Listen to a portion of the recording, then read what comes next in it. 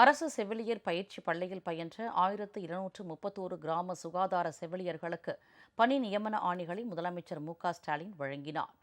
சென்னை கலைவாணர் அரங்கில் மருத்துவம் மற்றும் மக்கள் நல்வாழ்வுத்துறை சார்பில் நடைபெற்ற நிகழ்ச்சியில் அமைச்சர்கள் மா. சுப்பிரமணியன், சேகர் பாபு, சென்னை மாநகராட்சி மேயர் பிரியா மற்றும் சுகாதாரத்துறை உயர் அதிகாரிகள் கலந்து கொண்டனர்.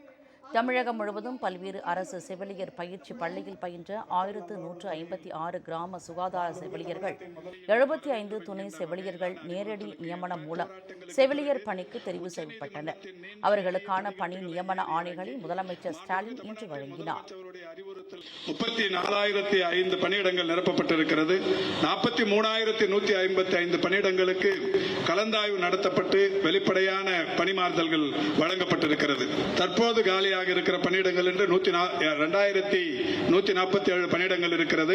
அதற்கு MRB நிர்வாகம் தற்போது தேர்வு நடத்த தொடங்கி இருக்கிறது. அதற்கான நோட்டிபிகேஷன் இன்னும் 2-3 நாட்களில் வரவிருக்கிறது. அதுவும் கூட 2 மாதங்களில் 2,147 பேரையும் பணியில் அமர்த்திட வேண்டும் என்று